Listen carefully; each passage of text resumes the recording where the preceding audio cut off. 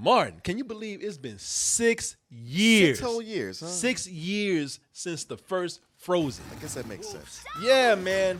What took them so long? 6 years is a long time, man.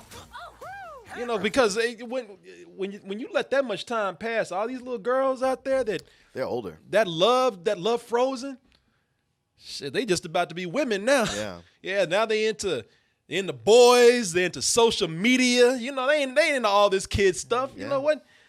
What was Disney doing waiting this long? And Disney know exactly what they're doing. Shit, they waiting on a new crop.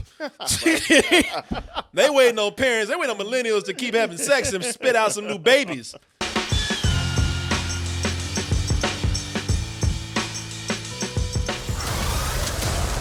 Head for the cliffs! I'm gonna blow! I got you! The kingdom is not safe. I think I might try that. Yeah, just clear your mind out. I'll just sit back, close my eyes, and think about shirts from dtmerch.com. Nothing puts you to sleep like that classic black team logo. All right, see, I'm trying to help your ass, but stay up all night. I don't care. I really was. No, I was messed up, man. Sit up there, kick my shoes off, meditate. Maybe put on those slides right there. Oh, think about that Heather line of shirts. Think about all the wonderful colors all these shirts come in. Boy, that'll put you at peace right there. And all the other things you got at dtmerch.com. Given it 6 years, it's not only just to, wait for a new crop of kids to exploit. It's also, we want to do this right. You know, man, you would think after 6 years, that's plenty of time to sit down, produce, write. Well, yeah, because with that first one, they caught lightning in a bottle. They sure did. And the first one, hey, listen, first one, I like. I know it's for little girls, but it appealed to the little girl in me. I like the first one, man. I love it. Yeah, it was really a surprise to me how good the movie was. We both enjoyed the first one. Mm-hmm. Should make you even more confident, maybe even excited to know that the original team behind it is back. Yeah. Jennifer Lee, what's this other dude? Chris Buck. So all I'm saying is, man, 6 years, they sat down, they said, you know what, with all this time, almost a decade, we're going to make the best Frozen sequel ever. Yeah, with 6 years, we can top what we did the first time. Yeah. Sit back and, you sit back because that as big as that first one was, there's going to be a sequel. Oh, yeah.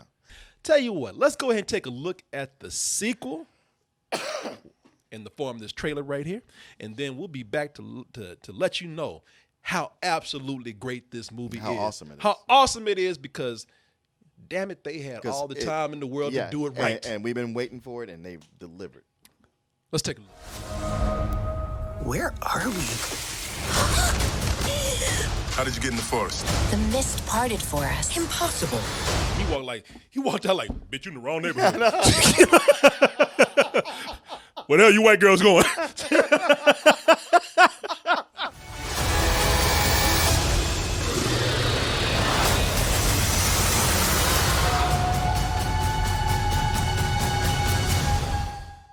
We've gone beyond.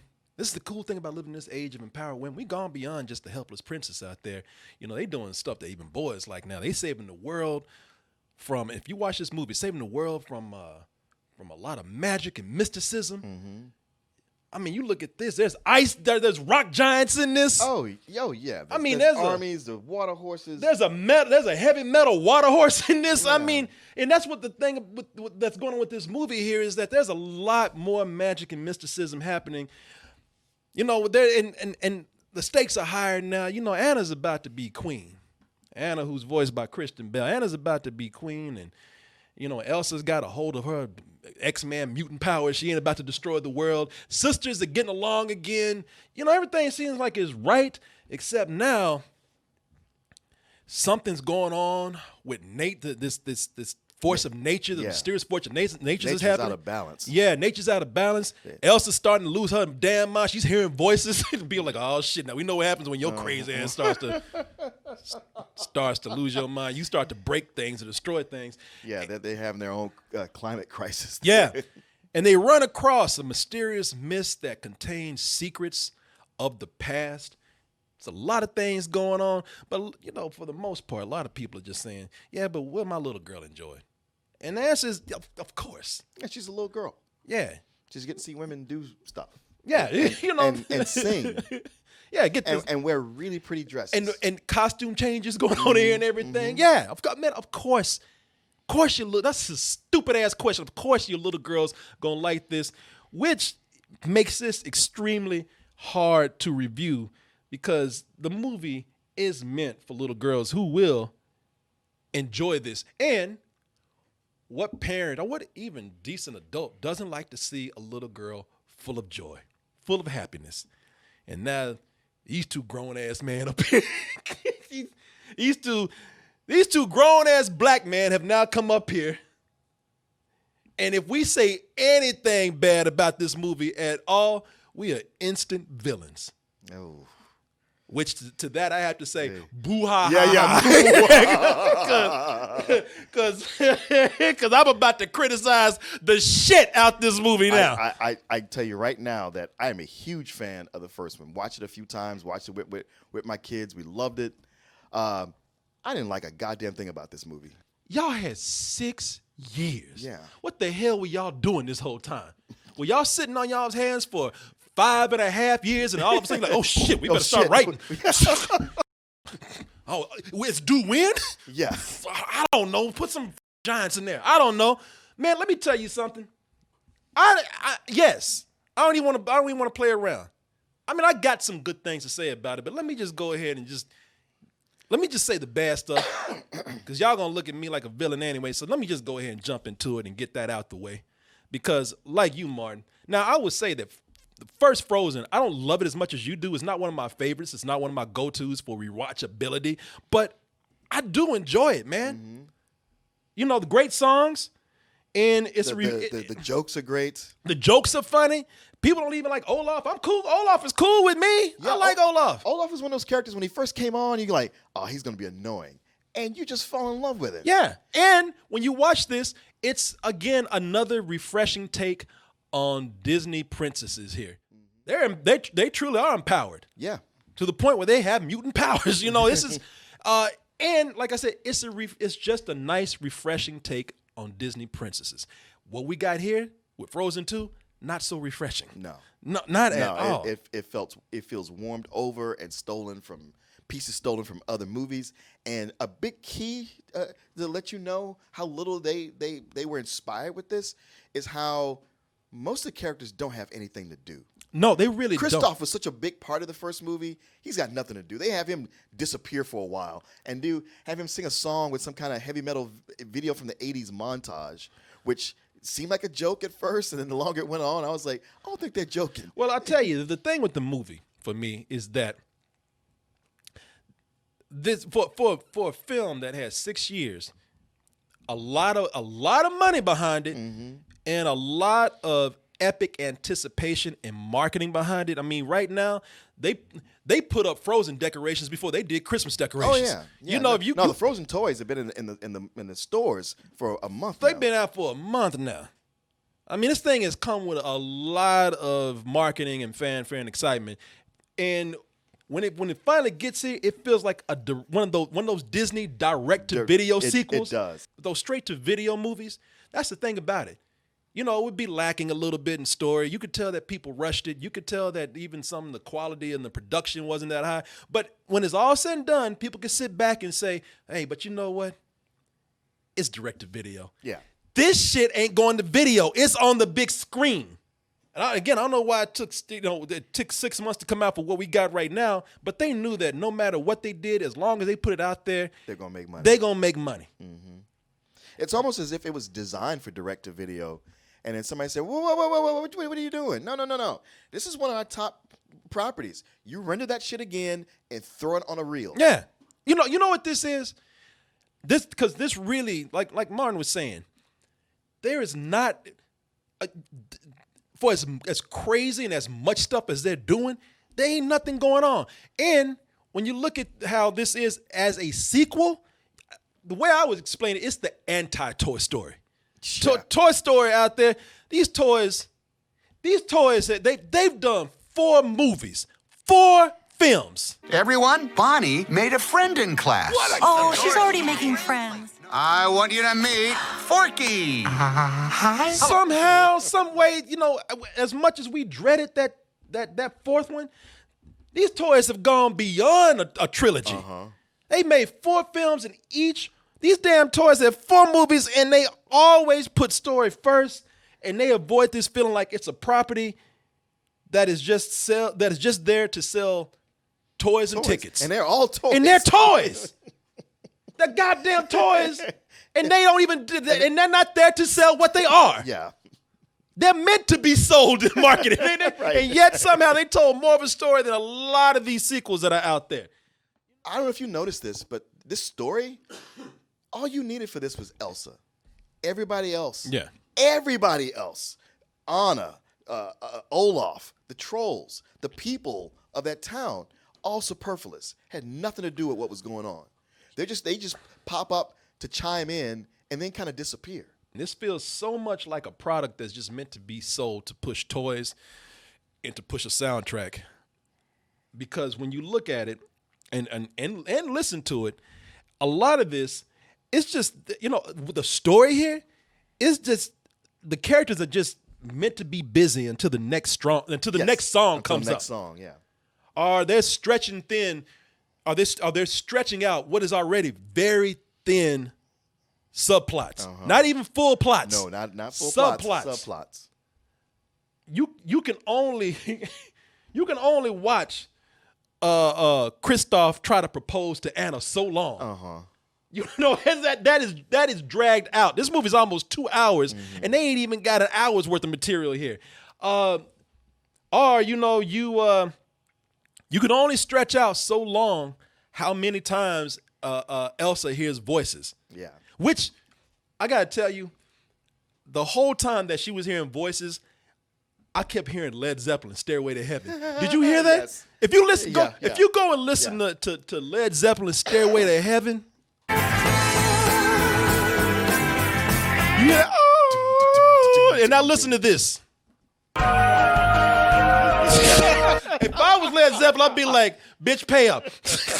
Except the blues band they stole that from. They had to say, "Hey, you pay us." With Anna, like her only role in this is to go, "Elsa, stop leaving me. Like, Anna, you can't do this." Yeah. And without offering why. Like in the first movie, Anna, she she's very much in love with his sister who's kind of blowing her off. But you get that. But here, I not only did I not feel sorry for her, I started getting annoyed with her. I was like, "God damn, you are clingy.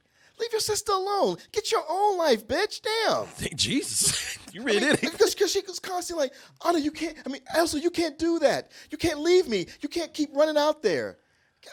You know what? You got a man. Go do something. Leave me alone." You know what? See, that's where I'm kind of opposite of you, because with so much happening in the movie, they're taken away from our main characters.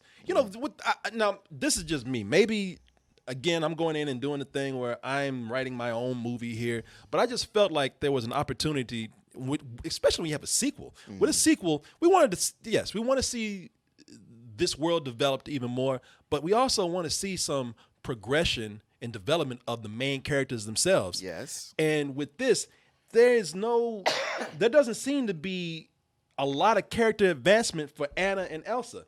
And that's too bad, because I really do like Anna and Elsa. Sure. I don't, and even in this movie, because in this film, when Anna and Elsa, when they get together for being princesses, man, they are real down to earth. They're like, I like the movie when it just stopped and it was just kind of them, because they for me, that was the real progression of the movie, seeing that relationship even go further. Because for being princesses, they're just real cool to hang with when they ain't a lot of just exposition and crazy shit going on. Mouse! Oh, Elsa! I don't think Olaf should get to rearrange. You know what? I wish the whole movie they were playing charades. But that's only the first 10 minutes. That's what I'm saying. There's little chunks of things going on there. And I was like, you know what? When they ain't doing shit, I actually have more fun with that than when they actually try to tell this so-called story up in here. Yeah, they can play cards and board games the whole movie, and I'd be good with that. You have Anna and Elsa. Elsa played by Medina. What's her name? Adina Adele Dazeem. Adina Menzel. Adina Menzel. You got Adina Menzel who's playing Elsa, and I said, Kristen Bell is Anna, and Kristen Bell. Kristen Bell. Kristen Bell. Yeah, Christian Bell's in Ford versus Ferrari. Now, that would be something cool. Well, Christian Bell is changing so much, he might as well be. Yeah, that's his new form. But, watching them, they can't really get a lot of development for their characters because of all of the other new characters that they introduce. So with these characters we already know and want to see more of their development, now we got these new characters that are introduced, and that's fine, but you don't really get a chance to know them that well. No. Behind this this mist, and it's kind of a cool concept, behind this mist from Anna's kingdom, Anna and Elsa's kingdom, there's something going on with this force of nature where it has a little bubble in time. So they have this tribe that they actually tried to help out by giving them certain parts of magic and nature to help them develop. And then you have the old guard that got trapped with them that actually, and the old guard starts to reveal certain secrets about the kingdom that tells the Anna and Elsa that, yeah, your history is not as pure as you think it is. It's a great concept to have. And I like the actors that they have playing some of these new characters that we've seen. Sterling K. Brown, who's on a roll right now, who deserves to be pretty much very much an A-list actor, plays Lieutenant Matthias. Would love to know more about him. They don't have enough time to follow through with all of the hints that they drop about his nearly story. 2 hours. They don't have enough time. They bullshit. You know why? Because they too busy singing, trying to get songs out there. Well, they're trying to get more songs out, and also with Elsa and the figuring out the secrets of what's going on, they started changing her power set and giving her all kinds of stuff she can do suddenly. Yeah. Some of it that's just pure magic that's Deus Ex Machina. It's like, well, we need some way for you to just figure this stuff out and show the audience, so now you can do this. How about that? Yeah. Give too much away, but there is a theme of colonialism. Yeah. And there is a theme of history writing itself. History being rewritten by the winners when it's actually, again, not as pure as it has been presented. It's kind of like they almost present like us finding out about Thanksgiving now. Yeah, right. And I thought, man, this could have been really cool. And while they're, and the funny thing is, along with that premise, while they're trying to figure out, because it feels like they just stumbled upon that. And when they stumble upon that, they also actually have a villain in the movie. A villain who is actually crucial to the plot, but is nothing but an afterthought in the film. Right. Right. The whole reveal of the villain, which I mean, if you're an adult, you can kind of guess what's coming up. But the reveal is like, oh, well, that character's not really. I have no attachment to this or this person or anything going on. With this. With this plot about colonialism and rewriting history, it's almost like they stumbled upon it, and it's almost like that while they were writing, it's like, oh shit, this is cool, and they're like, no, we got to get this out. but wait, no, time's up. We up. already did all this other stuff, so now when you throw that out and you don't develop that, all of a sudden they have this villain that was probably going to play a bigger role, and I'm not going to tell you who the villain is, and believe me, if you blink, you won't know either. The villain in here is an afterthought and a backstory. Everything in here feels very calculated when you go into it.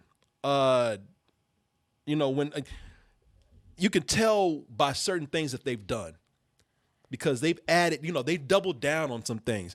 If you liked Olaf, well, you're in luck because there's a whole lot more Olaf in here. And don't think I'm talking trash against Olaf. Funny enough, as a side character, just a cute mascot meant to sell stuffed toys, Olaf is actually one of the characters from the original that gets the most character development. That actually you see his personality, his backstory get a little more advanced than some of the human beings in there. Do you ever worry about the notion that nothing is permanent? No. Really? Wow, I can't wait until I'm aged like you so I don't have to worry about important things. And that would be cool if he just didn't bust out in song every 5 minutes. Me and Olaf are cool. I can hang with Olaf all day, except when you put him in the beginning of a movie that nobody wants to see. That's the thing. I loved him so much with the first one, and maybe we do get more Olaf, but it's not quality Olaf.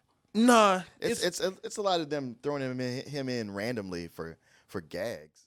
the songs, man. You know, you can tell that they are doing their best to, particularly with one song. They're trying to find the next "Let It Go." That was one of my biggest letdowns with this, was that how in the first one you had the songs, you know, Do You Want to Build a Snowman, Let It Go, Yeah. and Olaf's song In the Summer. Great songs, memorable songs. And here, not only were these songs not memorable, but Elsa's two big numbers were just variations of Let It Go. Well, that's the thing with like Into the Beyond is one of the songs. Yeah. And I didn't think that it was a bad song, but at the same time I was like, you know, I heard it kind of when it was Let It Go. Into the end. Let it go. Into the Let end. it go. Who's matching that? Shit, Who's singing that down the road? Yeah, just put some leather pants on her and put her in front of a heavy metal crowd. Let it go.